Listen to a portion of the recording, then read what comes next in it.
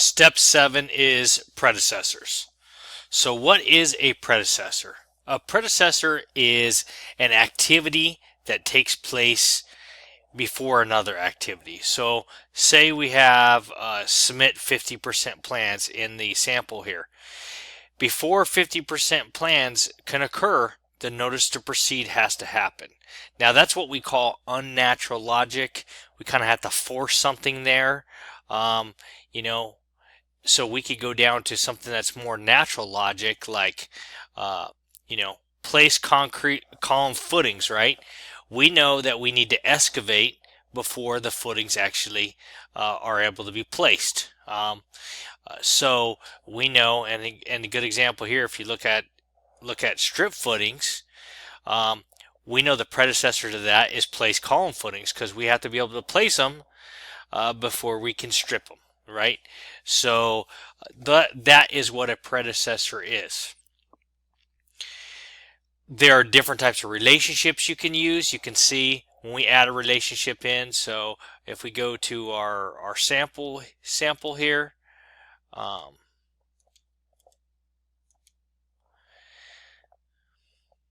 we can see that if we were to remove the predecessor relationship, if I was going to go ahead and assign a predecessor to develop submittals, I would hit assign.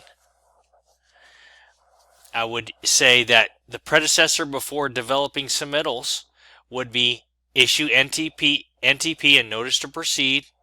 That's kind of unnatural logic. It logically should occur in that order. However, not so natural like the sequence of construction, like place footing and strip footers, like we just talked about. So if I were to double click, or I were to hit this plus sign and say assign, now you see immediately it goes to the relationship.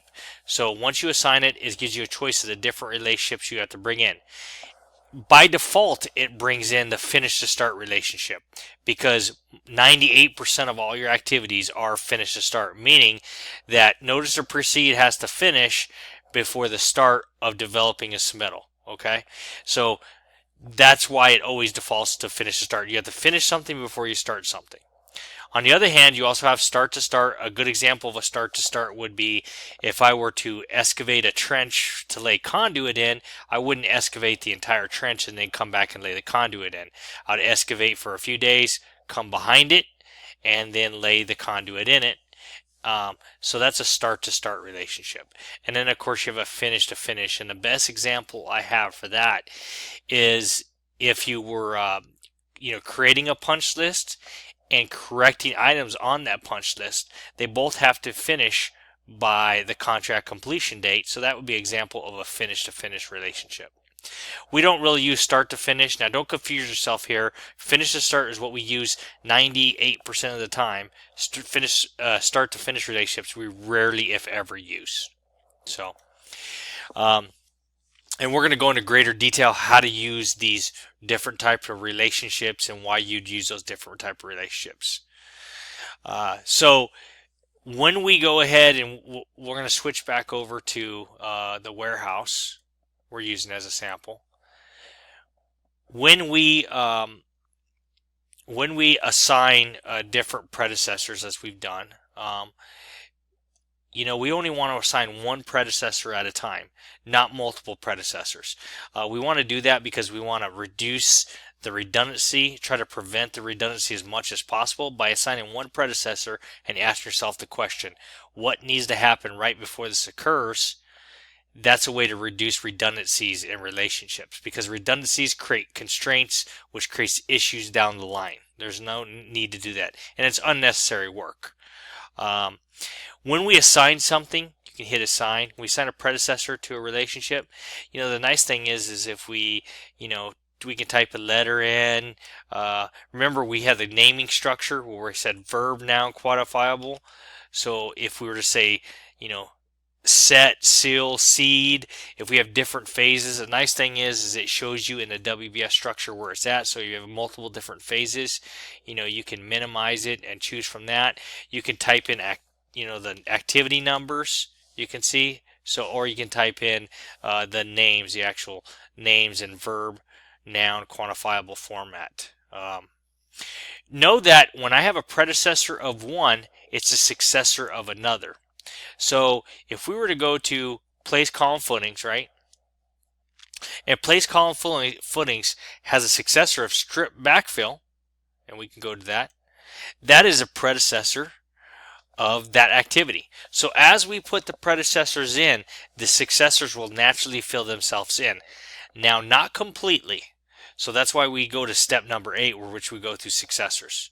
So that kind of gives you an idea there of why you'll see successors as you put predecessors in. Now, the whole point of going through this step is to be deliberate. Make sure you do a step-by-step process. In this step, step number 7, you're going to do nothing but assign predecessors. That's it. One predecessor to all the individual activities. And once again, I say that about being deliberate and being methodical because that prevents redundancies. It also keeps your mind trained in on what you're trying to accomplish, okay? We only want 2 activities that are considered open, that don't have a successor or predecessor. Notice to proceed will not have a predecessor, and the reason it doesn't have a predecessor is because it has the actual start date. If you go to project here, you'll see in here, if we go, we select on the warehouse project, and we go to dates here, we have a projected planned start date right there. So, that's when, notice to proceed is going to begin from. And then from that point forward, then everything is based on logical relationships. Now at the end, which we're going to talk into the next step number 8, successors, there's going to be one activity that doesn't have a successor, and that's the last one. And in that case, we're going to assign a finish on constraint of a specific date. We can do the exact same thing for NTP. We can put a start on, a start on date instead of going back to the project screen. We do that because we want to say we want to start here, we want to end here, and that helps us use float. Now, total float is simply the amount of spare time allotted in a project.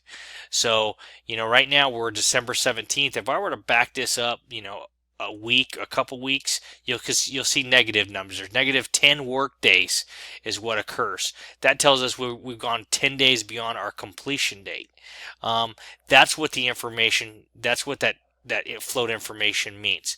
If we do not have a closed network, which includes having all activities have predecessors, successors, except for the first or the last one, there's 2 things that'll happen. We won't have a critical path, or we could have multiple critical paths. And the second thing is all the information in total float is useless to us. So we want to make sure we have a closed network. We talked about natural and unnatural relationships. Most natural relationships occur during the actual hands-on construction.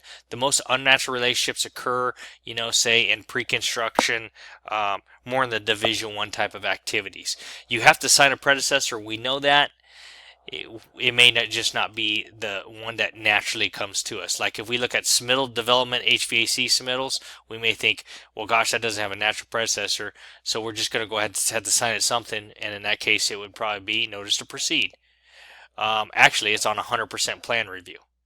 So that's an unnatural relationship. So we want to use as many natural relationships as possible, but in cases that doesn't have a natural logic, we still need to tie it within the network.